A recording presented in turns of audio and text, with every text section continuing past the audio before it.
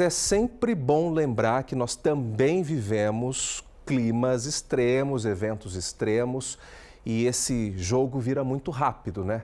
De repente, a gente está no meio de uma estiagem.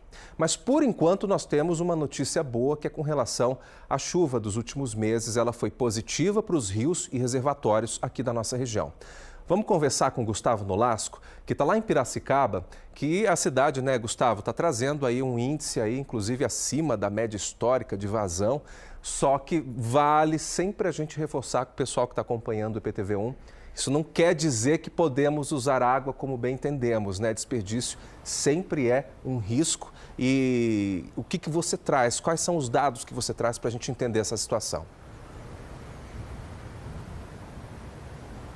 Boa tarde para você, Jonathan, mais uma vez. Na verdade, o que a gente traz é essa contradição, né?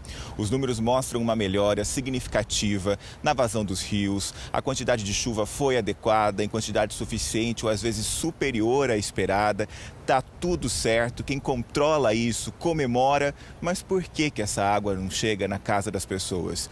É o que a gente vai explicar a partir de agora. Então, primeiro, choveu bem em todas as regiões. Aqui em Piracicaba, vários bairros sofrem com problema de falta d'água, apesar dessa situação positiva de chuva que a gente vai mostrar daqui a pouco em detalhes para vocês. Um desses casos fica no bairro Monte Líbano. A gente esteve por lá agora há pouco, conversou com o seu João Sabino, que está enfrentando constantemente o problema da falta d'água. Vamos ver o que ele disse. Que horas mais ou menos costuma faltar? Tem dia porque não tem dia que acaba, né, 6 horas, né, 7 horas, tem dia que acaba às 8, 9, é desse jeito, né? E daí fica quanto tempo sem? Daí essa volta lá com as 4h30, mais ou menos. Da manhã? Da manhã. E é ruim essa situação de ficar sem água com frequência? Como é que é? Fica ruim, né?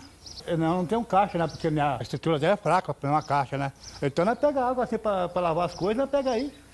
Deixa uns baldes lá dentro para fazer comida. Então coloca água em baldes para fazer as coisas que precisa.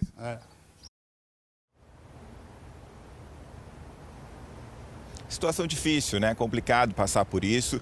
O seu João reclama ali bastante porque precisa se programar de outras formas. A casa dele não comporta uma caixa d'água, então ele precisa se organizar ali com os baldes. Daí imagine o seu João ouvindo a notícia de que está tudo certo com os reservatórios, de que tem água, né, de maneira adequada, choveu o suficiente para isso. Vamos mostrar então o que aconteceu nos últimos meses. A gente preparou para vocês 2 gráficos que dão o exemplo de como ficou a situação da água aqui na nossa região. Primeiro a gente vai falar do sistema Cantareira, um sistema importante de abastecimento aqui, né, para o estado de São Paulo. E o que mostra esse gráfico, né? Mostra que a reserva de água, que ajuda a garantir aí boa parte da vazão da bacia do PCJ, está em situação considerada adequada nesse ano, né? O gráfico compara a situação do Cantareira no mês de novembro desde 2019, quando ele tinha menos de 38% da capacidade. Esse nível caiu a apenas 26% em 2021, só que depois começou a subir. No ano seguinte deu um salto, chegando a quase 74% no ano passado.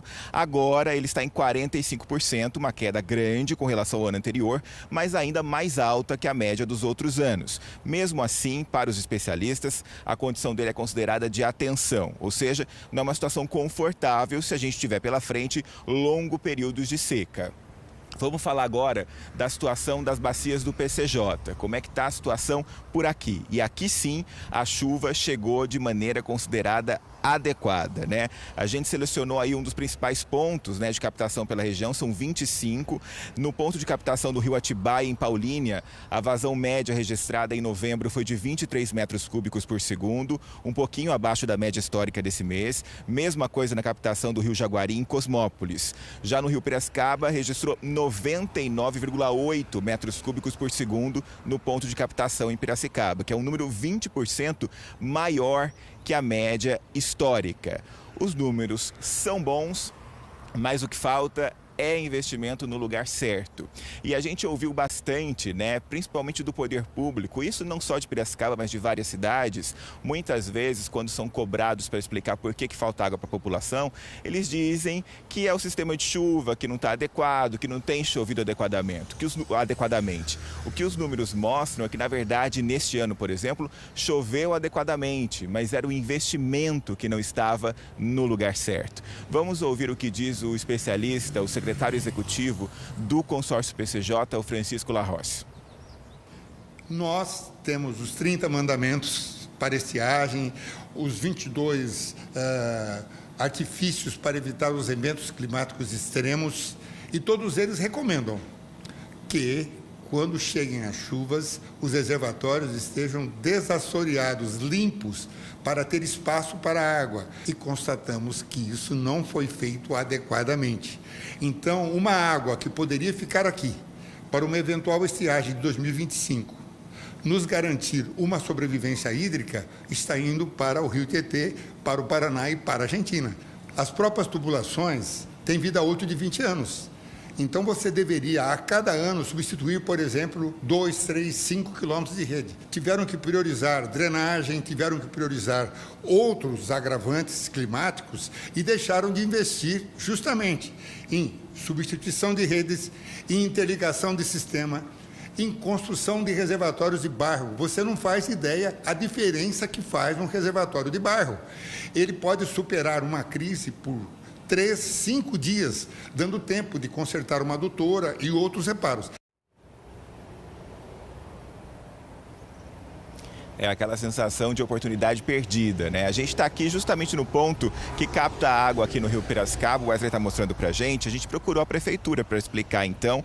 A prefeitura não comentou diretamente as reclamações sobre a falta de água como o Monte Líbano ali que a gente mostrou, mas explicou que investe em obras para melhoria na rede de abastecimento, ampliação da estação de tratamento Capim Fino e recuperação do reservatório Marechal, que tem capacidade para 2 milhões de litros de água. O que moradores como o seu João e outros também esperam é que essas obras reflitam em melhorias logo e que não falte água na torneira, né, Jonathan?